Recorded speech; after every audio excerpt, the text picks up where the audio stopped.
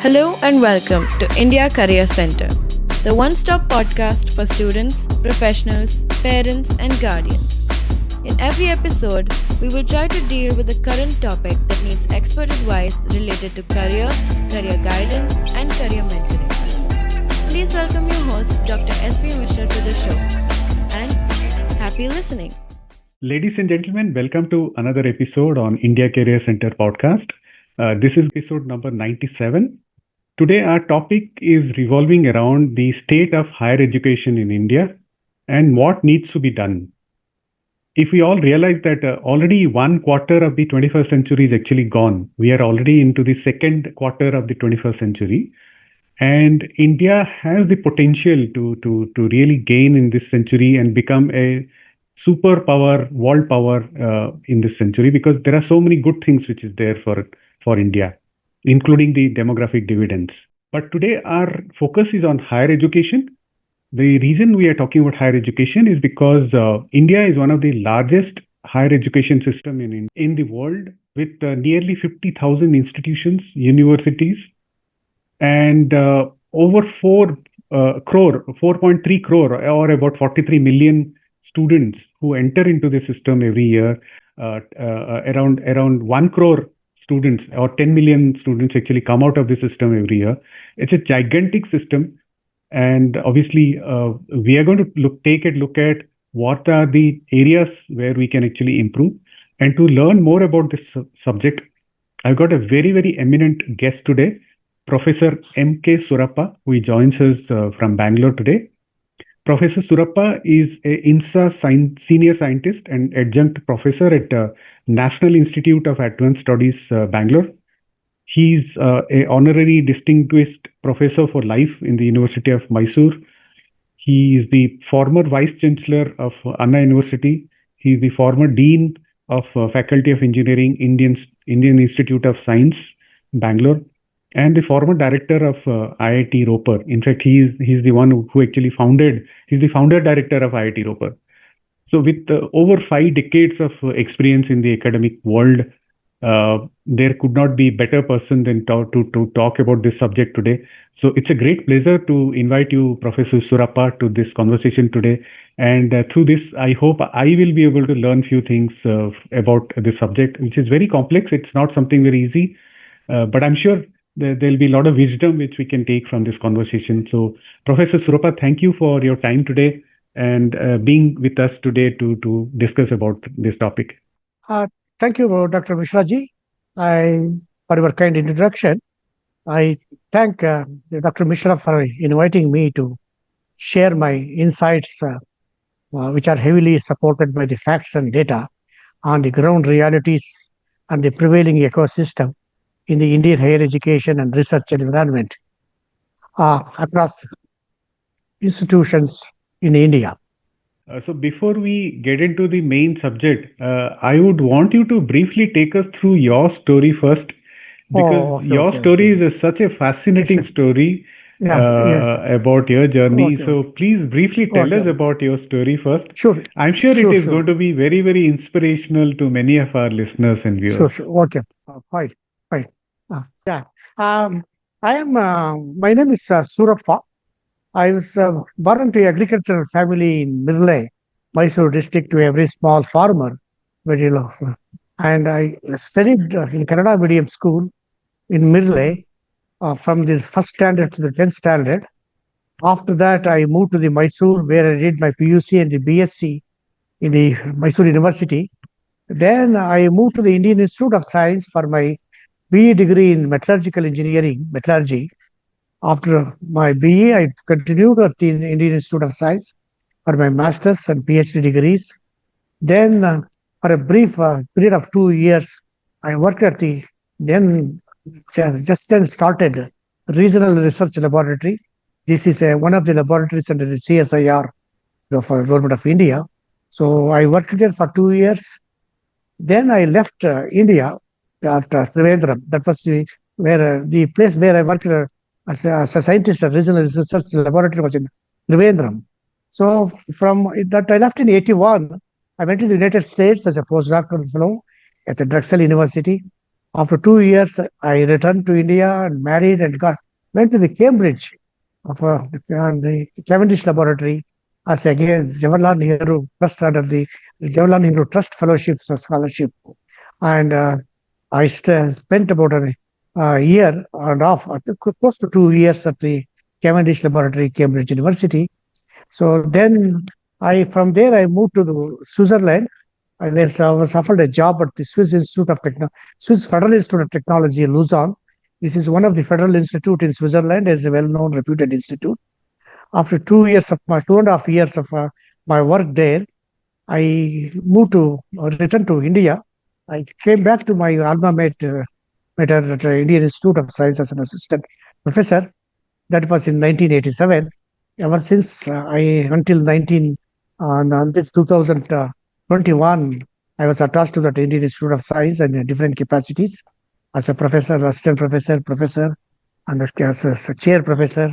And later on, I was during that period when I was at the institute doing my teaching and research, I I was appointed as a honorary secretary for the Karnataka State Council for Science and Technology. I served there for 6 years, 5 years, and it is an opening for me on the governance. Until that point of a time, I was not even one day I was not even the chairman of the department. Okay, but all the governance processes and procedures, I think I that my stint at the it's a job. It's a state council located at the Indian Institute of Science campus, but the uh, the position of honorary secretary is appointed by the director of the Indian Institute of Science. And although I did not take any salary. I was not an employee of the Karnataka government, but I worked for the Karnataka government through this council. So it means I was no politicians could touch me. I always used to tell me, please, I'm an employee of the Institute of Science. I don't get a salary. So I used to tell the secretaries like that. When the secretaries used to boss over me, I never allowed that to happen. So that is where I learned, how to be not to be gotten down, what you call to be caved down by these people. I know that gives me a lot of strength. But the secretaries were very helpful to me. They understood my mission of bringing science and technology to the people of Karnataka in various domains, whether it is in education or it is a rainwater harvesting, or it's conducting lectures or conducting projects for the engineering college students. All these things, exposed me to the real needs of the people of Karnataka. At that level, it is not a research institute, but passing on the research benefits to the students, community, people, and villages, or even water requirement, so, in a remote areas, start, giving water pumps operated by the solar energy, hybrid energy, wind energy, so many things, and establishing a what you call this process of the geospatial data for use of the GPS in taking decisions where to locate a school and how to mobilize the revenue district, help the revenue districts with this kind of a special technologies. So it gave me insight which I was not knowing at all. How much science can be utilized for these people and all. It helped me a lot, and I was very happy that I was really, in fact, before taking up the job of the secretary, government decided to close that level institution, but for some reasons. So it gave me a chance to revive the whole council, and I made the best council in the country among the 31st council. When I left, it is noted, it is done in the with what you call in the planning commission reports that says that one. So during my stint at that one, I got invited to be the director of the Indian Institute of Technology, Roper, as a founding director. So I went there, spent 6 years there, and after finishing my term, and I came back to the Indian Institute of Science. I left. I joined the institute, IIT Roper, as a founding director in 2009, and left in 15, and came back and stayed in the 7. And I became a dean of engineering at the Indian Institute of Science. Okay, so my experience of running an IIT helped me to understand what is excellence. Okay, So that as a dean, I implemented many brought many what you call many not regulations, guidelines. I used based on my what I was able to do at IIT Roper. I employed some of those methodologies to improve the thesis evaluation processes. Okay, and in fact, I was very particular about adhering to the ethics and values. And that is where I was undergraduate student, later on become a professor, then become a dean. So I used all those values and ethics and what you call scientific integrity standards applied there in the institute. And of course, that there many people did not like it, faculty, my enforcement of the values and things and all. I realized that what, in fact, people used to comment, Surappa, I think, people are waiting for you to leave this place. Many of the faculties are not happy. Not, it means they are very worried about your standards that you apply, due diligence you apply. Okay. But anyhow, that added to the value of the thesis evaluation process. Later on, I will show you the graph that during that period, the quality of the publications, how it changed the whole thing. Then I was, I retired formally in the 2017 from the Indian Institute of Science. And of course, I was appointed as an honorary professor for 5 years. So, but within 6 months, I got an invitation. I got an offer from the Anna University to be the vice chancellor of Anna University. That is, the Anna University is the largest technical university in the country, and it had 600 engineering colleges under the university administration and governance. And I was there for 3 years full term.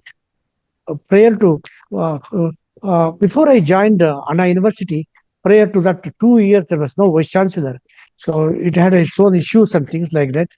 So that gave me a platform for me to realize all my capacities, all my expertise, all my knowledge, vision, how to nurture an institution.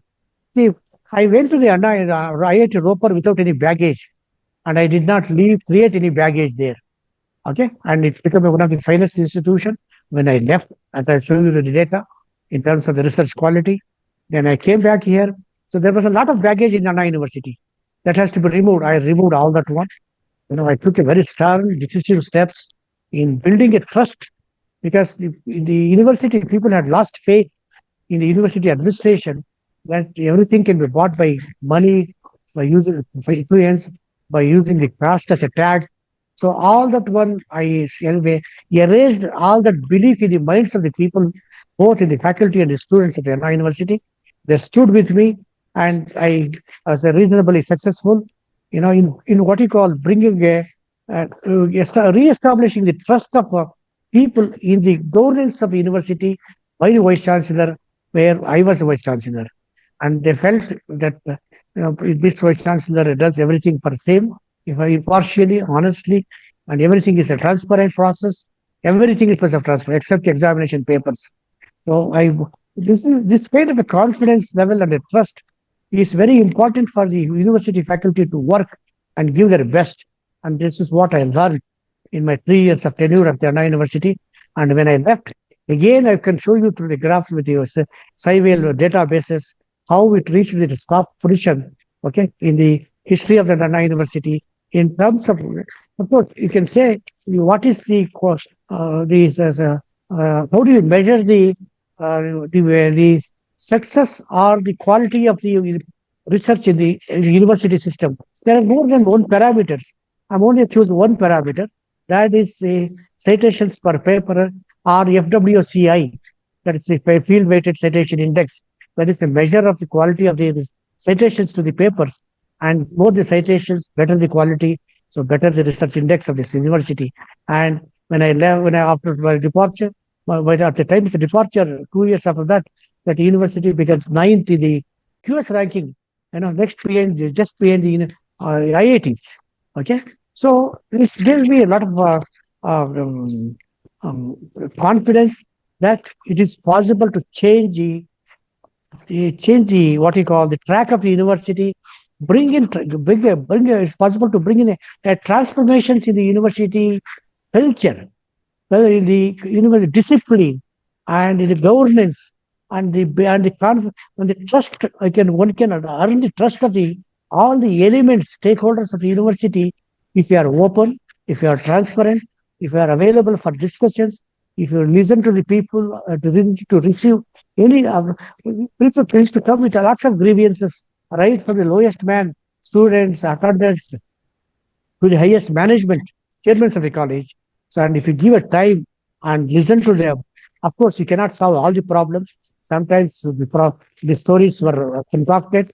They're not truthful, but you have to study. Wherever this kind of a truthful grievances come, it is the job of the vice chancellor to resolve it.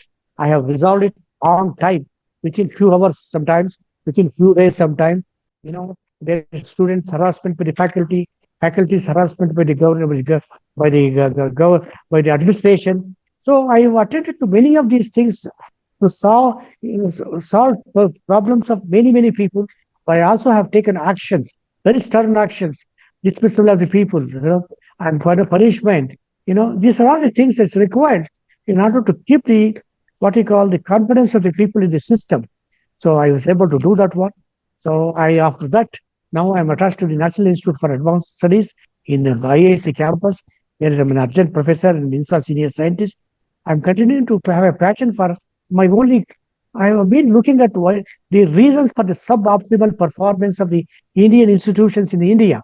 Okay, why they are not, with all the vast talent available in the country, in the institutions, why we are not able to leverage those talent and take it up and nurture those people, bring the best out of those people on par with any of the institutions in the world. So I have demonstrated that one in all the previous assignments. Perhaps if a time permits, I will flash those plots.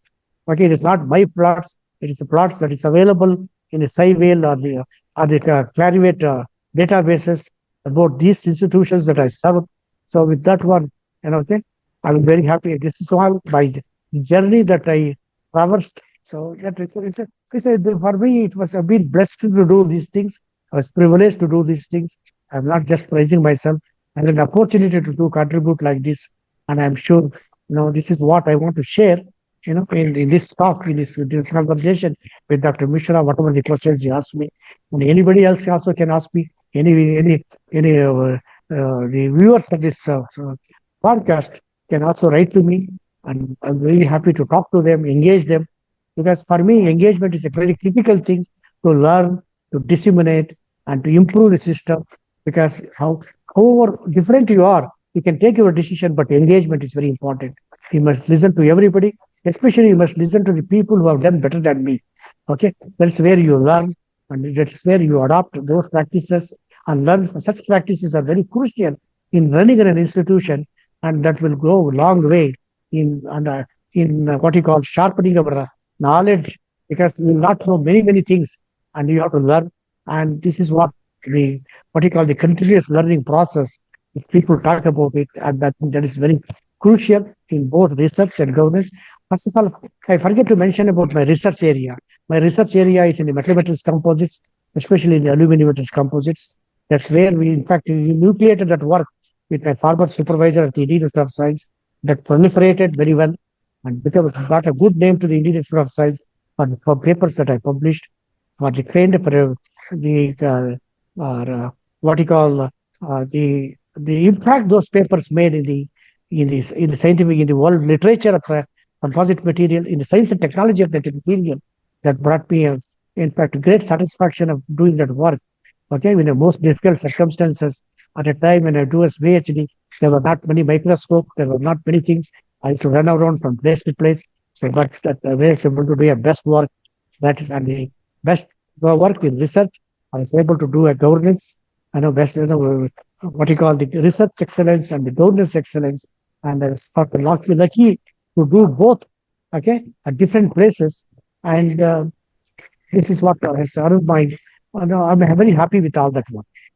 So my first question is actually looking at your journey. I'm just thinking loud right now because in the 50 years of your academic life as a teacher, as an academician, as a dean, as a director, and later on as a VC, you were working under the same regulatory framework. The regulatory framework was there like the UGC or the AICTC, CTE, all that were same what it is today. But still, you were able to excel in your respective positions as dean or as director or as a VC.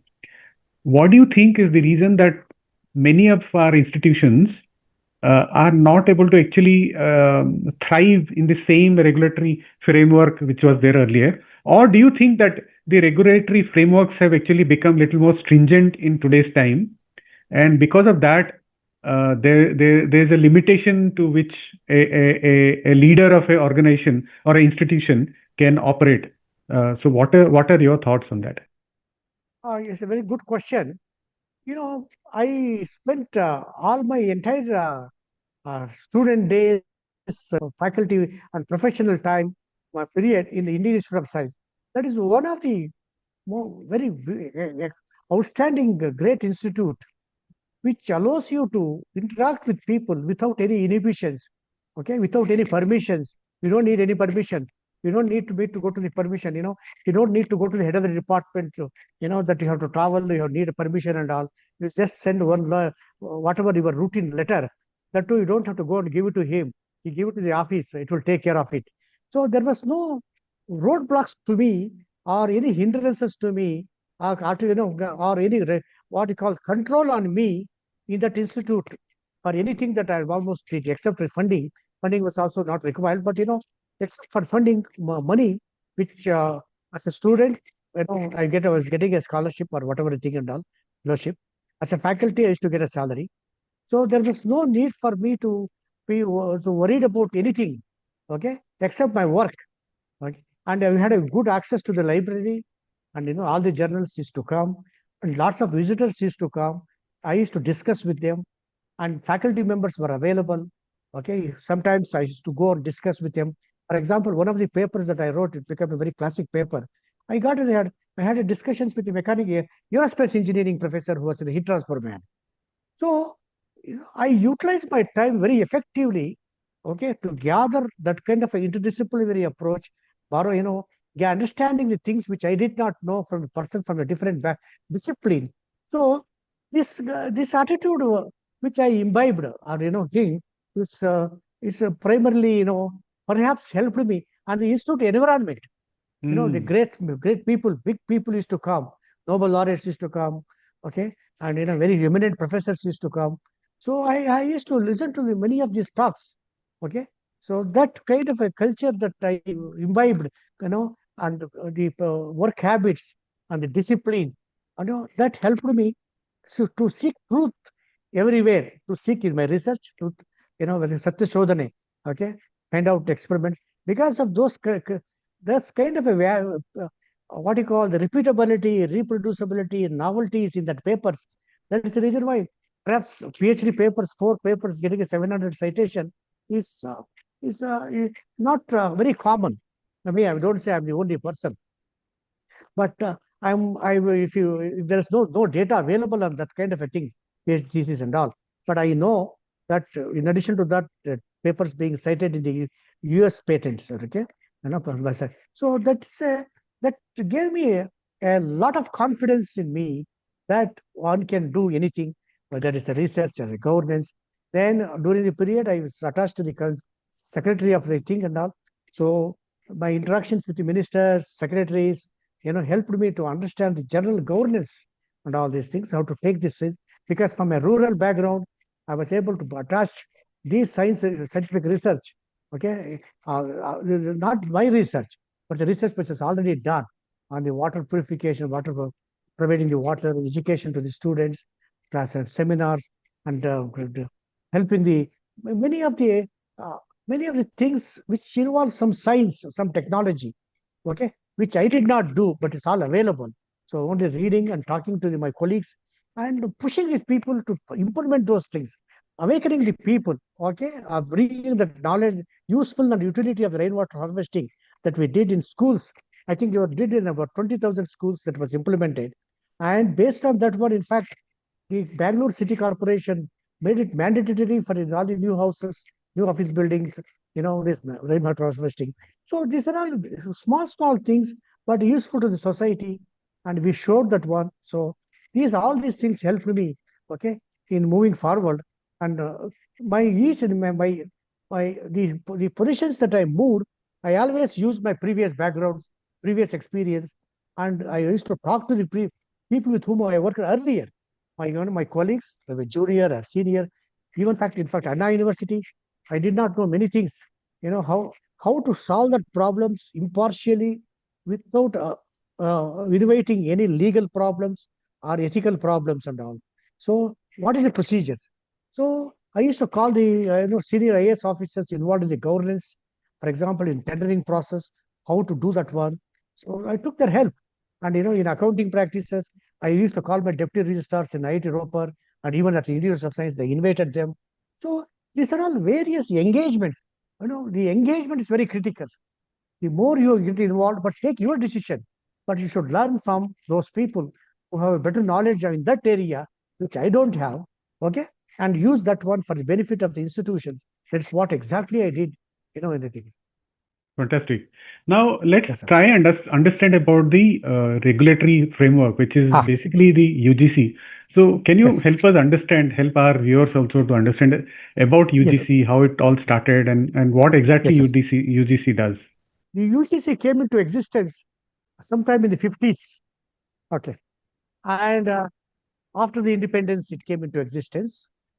The UGC in the initial years, at least next 30, 40, at least 30 years, did a fantastic job of facilitating the creation of the universities by the various states, in the state universities and the private level. And they nurtured them. They brought many of these system in place, and they did a fantastic job. So that these universities which got started, which came up, okay, in the few decades after independence, they served the needs of the people in educating the people in various disciplines, and a workforce was created for teaching, for research, for the government of various jobs and all these things. So I must credit UGC for having initiating that kind of a things and all. But I must also remember, much before UGC came into existence, in the early 19th century, the British India started many what you call the imperial universities, Mumbai, Madras, Calcutta, and they continued their work even prior to the UGC formation. And after the independence, this before the independence, they become a very centers of excellence in producing graduates, in generating new knowledge, and even conducting research. For example, the Calcutta University, where the Nobel Prize work was done by C.V. Raman, okay, by the Calcutta University in the pre-independence day, okay, that was the kind of universities that, because of the work which C.V. Raman did, and people like him, Dr. C.V. Raman, many people nurtured that Calcutta University, took to a very great heights during that period of even after independence and all. And Nobel Prize work was done in the Calcutta University. Okay, it became famous. Now, that kind of university, I will tell you, and the nearly Nobel Prize work was also done in the Madras University in the 60s and 70s by professor known as Professor G.N. Ramachandran. Okay, and his work, in fact, almost narrowly missed the kind of a crystallographic work he did for the biological molecules and all these things, unraveled Ramachandran maps and all.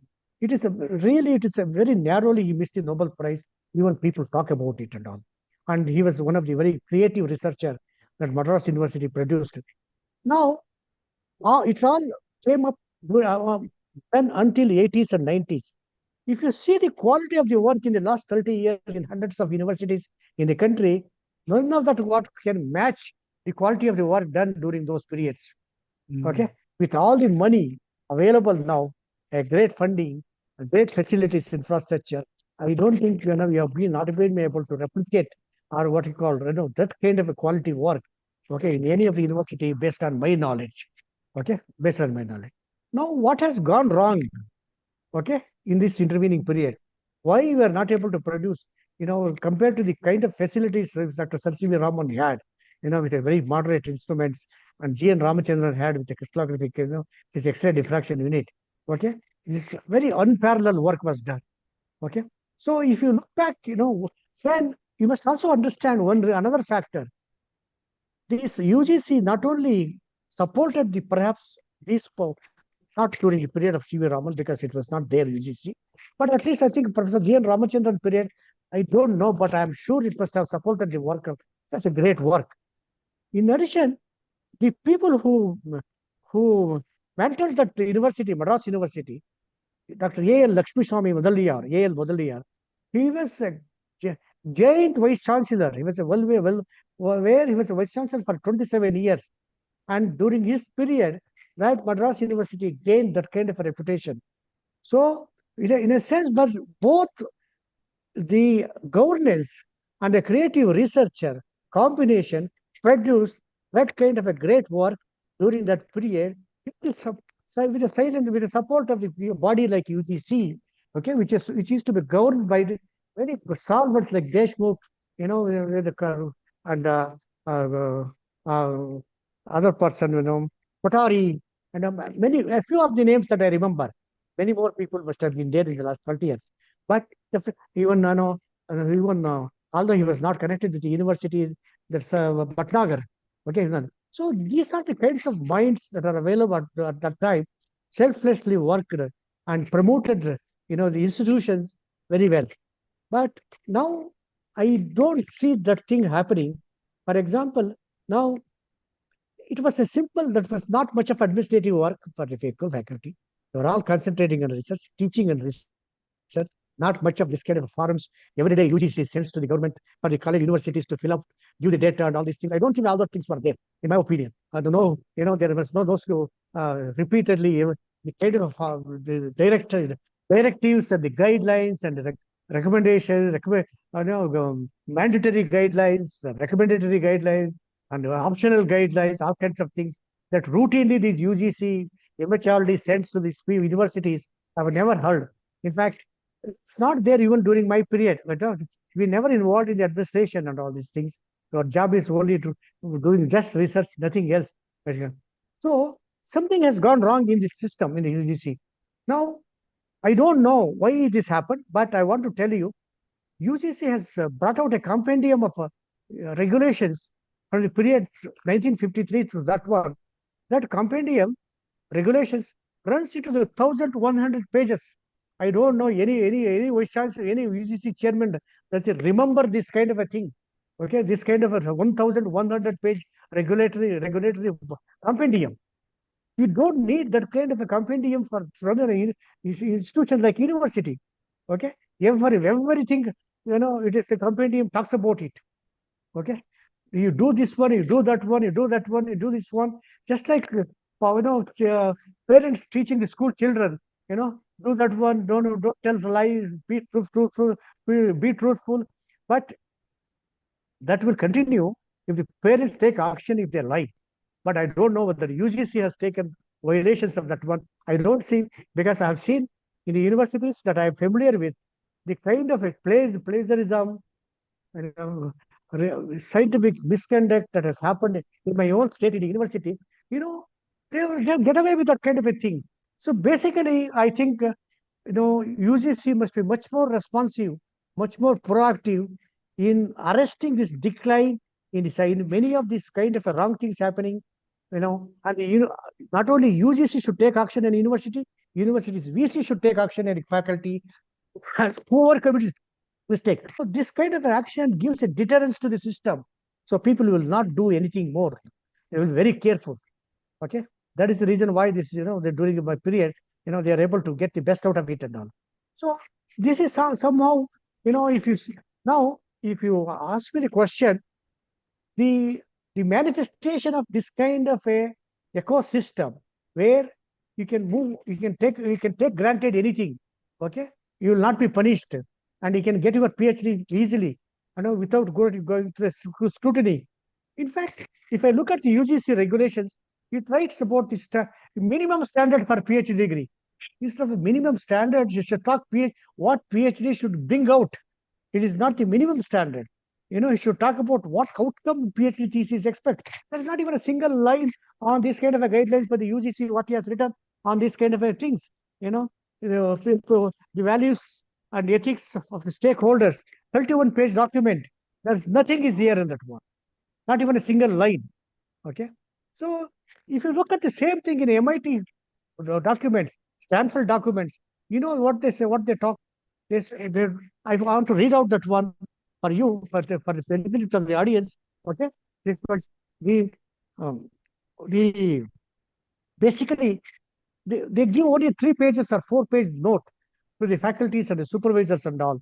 They write these things, you know, basically, supervisors must enforce the highest standards, not the minimum standards, highest standards for conducting research and creating and maintaining a records of the research. But the kind of a misconduct like fabrication, falsification, plagiarism, what you call ghost author, Syria, all there is nobody talks in India about these things. Absolutely nobody talks about it. Nobody means, there are few souls who are interested, who are worries about it. But none of the people in the top echelons of the body, regulated body, openly talk what is the thing to be done. Should we have you taken any actions on such people? No, absolutely no. Okay. Nobody talks about what you call the deterioration in the quality of the research. Everybody talks about the research publications volume. We always feel happy you are number 3 in the world into producing 3 lakhs or 4 lakhs of papers. That's all. But nobody talks where we stand in terms of the quality. If you ask me the quality, I will tell you. Okay, these some data I will want to give you. Okay, for example, okay, uh, in the problem these days, I think recently people are talking about retraction of the papers. Okay, how the our research publications in India has been subjected to the scrutiny and have been retracted. If you see that the retraction, okay, the India is one of the countries where got a very high retractions. The retractions are defined by the how many retractions per 1,000 papers. 1,000 papers, how many retractions? If you look at this one, retraction in paper has become a serious problem in India now. Apart from the plagiarism, apart from the other misconduct, publishing in the predatory journals, okay, and self-citation, citing each other's, this has become, this I have seen in the press, it has come in the retraction watches, so many warnings, messages. This has been flagged repeatedly. Now, if you look at this one, in the 2020, in the sometimes when I talk about this kind of a misconduct and all, my close friends, oh yeah, why do you worry? America also it does it. America also it happens. But in America, they take actions. In India, you don't even talk, you don't bring it to the, don't flag it. And in fact, in the MIT thing, it says any responsible community man should bring it to the notice of the authorities publicly. But it is not written in our system. And even if right, people don't, they're scared of these people who does this misconduct. So if you coming to the point of the retractions, MIT retraction, that is a number of retractions per paper, MIT has a 0.13. Okay, that is the retraction rate, whereas IIC has got 0.65 and IIT is 0.52. One of the state university in my state has got 6.2. It means that in the last few years, 42 papers or 32 papers have been retracted. Okay. And why? And people whose papers have been retracted, they are only being promoted more and more. They occupy a coveted position, okay, including the presidents of the academy and sometimes. Okay. This has happened. Okay. I know, in fact, I'm very open about this one because this should come to the notice of the authorities, especially our honorable ministers and prime minister. These are all the reasons why our research is not able to reach to the highest level, despite we have a best students, the most talented students, a reasonably good infrastructure, equipments and all. You are not able to leverage that one because there is no ecosystem which promotes the faculty members or the students to carry out the research work intensively with a creative manner, which all the NAP talks about always creativity, creativity. I don't see the creativity unless you bring a necessary environment to bring out the creativity. When you follow a very rigorous value system and ethics, okay. In fact, I wanted to tell you one of my student. MS engineering student. I permitted him, I encouraged him to write a paper on his own as a single author at early stages of research. He was my PhD research student. He did that one. Okay, whereas it doesn't happen. Senior professors, the moment, if you have to take their help for getting some funds and all, they expect, the names to be attached very easily, very, liberally. Okay, otherwise they will harass the faculty, and the faculty will harass the student. Okay, and he would ask them to put his name, his friend's name. You know, these are all routine things that are happening in the university system, which we are not attending to. Okay, this requires a strong vice chancellor, a strong head of the department. Okay, who is free from all this greed, all these easy benefits. Okay, to advance his or her career. Okay, to get all kinds of things and becoming what you call a controlling authority. I used to tell, you talk about the control. Why should UGC should control the university? Why should the university vice chancellor should control the faculty members? I always used to tell there is no control. I don't want to control anything. Okay, I only want to keep it confidential, examination papers and all. But all the things are you who have to do research. Okay, you whatever you do. Many times professors from the university used to come and tell me, sir, I want to publish paper. I told him, why do you need my permission? You work, you go and publish your paper. You don't tell me all these things. I don't want to go to conference. I don't know. You send a letter that will go. Why you have to come and waste my time? You don't have to come and tell me all these things. So this is the kind of a system that Western countries have, and we expect these faculties to become slaves and become so obedient to the head of their superior authorities. This must go away. Okay, this control and the use of the position for their own self advancement. This is the one which has destroyed the ecosystem of the university. Fantastic. I think very clearly from your conversation so far, what I picked up is there's a huge lack of leadership at the various levels. There's also very huge lack of accountability at various levels and lack of ethics, which is probably there across the value chain. So, Yes. so if we have to create a system for the balanced part of the 21st century, if I can say that the balanced three quarters of the 21st century, what are the, let's say, two or three major takeaways which you think will actually help us to correct these anomalies in the system? You asked me a very good question. One of the things that I've been seeing myself and my friends very close, the our assessment and review policies must change. Most of the time, these review committees and assessment committees, fund granting as or committees for to grant the projects and funding and all these things, are dominated by the IIT faculty members. Okay, all the time IIT, Okay, and unless you bring a diversifications into this committee, I have seen in the United States, for example, a fellow in the National Institute of Health Fellowship, K99, and such fellowships committees have a diverse faculty members sit in the committees, send their comment on the proposals which the students, candidates submits and all. Here it is not so. It is the same set of people revolve from one committee to another. Okay, there's no diversification. They become very good, very productive. No, they push their students, their friends, that network, intensity of the internet network to not look beyond their students, beyond their IIT faculty is very difficult. In fact, I have told you, I wanted to mention you in one of the committees where I was invited as a material scientist. Okay, for assessing something. I was, DST called me. Okay, the people contacted me. I asked who is the chairman. They told me the chairman of the committee is a professor in electrical engineering. I was surprised in this country with such a large number of material scientists. Why can't not me, but somebody else they could have taken picked up? I refused to go to that committee meeting. You know, it is a disgrace for me to sit in front of a electrical engineering professor chairing the meeting and deciding about the materials and all. So must our secretary of the defense, our DST, our way of thing must look into these things. Must widen the there must be inclusivity. The country can progress, country can become a force to reckon with only when you have a diversity and inclusivity And especially the university system plays a significant role. Okay, they have played a role. For example, I want to give you some data related to the excellence.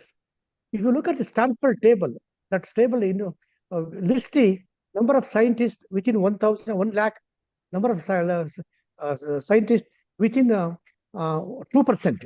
Okay, there are two versions. One, the number of scientists within the world's top 1 lakh scientists, and number of scientists within the top 2%. If you see the data, the number of scientists listed from the IITs, 23 IITs and all, okay, and it is far less than number of scientists in the same list within whatever the 1 lakh. The university is almost double. So I appeal to the Honorable Prime Minister, the Minister for Education, and Science and Technology Minister, please, please, if the India has to be forced to reckon in research, it is entire university system. IITs have to join together and do the big and contribute to the system. Then only they can, we can achieve the higher, greater heights and fulfill our aspiration. But this this mindset, fixation of the mindset, only the only only IITs are panacea for the country. I think that should go away.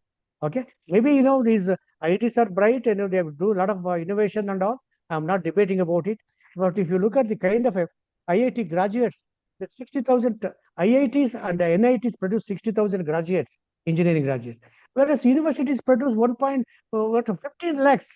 So if you look at this, so that's not even a 4%. And this 4% of the students and the IITs get a grant of about 10,000 or 7,000 crore money, directly from the MHRD grant.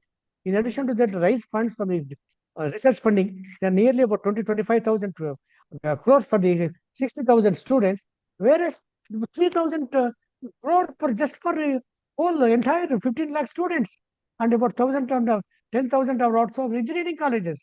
How fair it is the system? And the PM Doctor Fellowship is given only to the IIT students. Why can't they can find any equally talented people from the university system? We are not doing it. I appeal to our authorities, I humbly appeal to them to examine these things and reform the whole thing, bring a radical reforms, bring diversity, and don't put all the eggs in one basket of all the people, all the only IIT system, or only particular one IIT becoming a dominant thing in all the committees. I think unless this happens, we will continue to try like this. Okay, each one scratching each other back. Okay, promoting each one of their friends. Otherwise, you will not change. If you have to really bring up what you call the bottom of the pyramid, that the university is private and government, I think you must push in and I'm not against promoting the IITs, but the disparity is so high. The kind of a support system is so high, and the kind of a difficult situation where these university people work so hard. Okay, and with a meager money, with all the interventions by the political masters, by bureaucratic things, but their own despondency of the university leadership has, even then, despite this one, we see these numbers. A reasonably good number. The talent occasionally exists. Okay, if you put all the talent together, that is very quite appreciable compared to even to the IIT in terms of the research publications, quality research publications. They have done a good job. And if you promote more, and if you build that pyramid, okay, from the bottoms up, okay, and leave alone all the time taking care of the top portion, okay, then I think the country is better off. Country will be able to contribute, and reforms may take action. You must swiftly act. Whenever there is a need for encouragement, you encourage. Whenever you want to liberalize the rules, you liberalize. But the the the serious misconduct, okay, either in the financial scandals where the university vice chancellor holds lots of there are cases. In fact, I have seen there are cases for some vice chancellors have been filed cases by the CBI, ED, everything, but they are not being punished at all. They go scot free, and all these cases are being taking long time, and no action is being taken on such people in the university system. Okay, nobody is acting, and they get away with the plagiarism, replicating what you call duplicating the papers, and somehow they're so powerful, they bury all the things with the help of their friends who are their vice of their what you call the successive successor or predecessor vice chancellors. They make a uh, uh, deep corrections and whatever they think. So this action of the UGC and the university acting on people who need to show creativity, further promote them, give them money, funds, and people who are dubious, who have who done get the names from the other friends, from with the various other way routes, identify them very carefully. I'm not talking about just like that. Please do the due diligence. Identify only those people who have done this mischief repeatedly and escaping, punish them. So once you do bring this one like a US system and all, where in US, for example, the public paper that is published in 2000 in MIT and Harvard being retracted in 2020, 25, 20 years. Here, can you show me one example where with such a long gap papers have been retracted and punished? No. And people who have been, sometimes people in a senior position, both the president of the Harvard University and the Stanford University, they were made to resign because there's misconduct of what they did 20 years back in a very, very minor thing. They were asked to resign. They themselves resigned. And it's flagged up. Here, such people are not flagged at all. Such people are not taken action. So this is a serious issue in our country. Great. I think just to summarize what you said, and Yes, you actually gave a very fantastic, simple, but very, very direct summary, which is promote people who are creative, despite being wherever they are, irrespective of whether they are in the university system or college system or in IITs, give equal priority to creativity of people. And wherever there are mischiefs at any level, whether it is at a student level, faculty level, management level, or even at a VC level, punish them. And that is how the system will start working. Deterrence. But deterrence is required. No, we don't have this deterrence. Fantastic. We have zero deterrence and maximum tolerance. Okay? That is what is happening. Okay? Right. Great. I think you have actually summarized everything together in this conversation so well. I know I think this conversation alone is not enough. I think we need to go probably deep down in each rabbit hole and see where and how we can further improve. Deep dig. Yes. So we will continue to do that. Meanwhile, I hope some of these very straightforward, but sometimes little harsh, but very good intention of yours reaches out I don't know ill will or any animosity against any one individual. I'm only talking about all the ills of the people, ills that have been done, undesirable misconduct, how it is going scot-free the country. Okay? And you are not a political people, you are academicians. Academicians are able to produce a future generation of people. If we are not up to the mark, not conduct ourselves most dignified, ethical, moral, and all, how do we expect our future generation to behave? Correct. Okay, that is damage. Otherwise, you are damaged. Yes. Fantastic. Thank you, Professor, for giving all your insights, and we'll catch you again and talk specifically about different subjects in this journey. Sure. Thank you so much.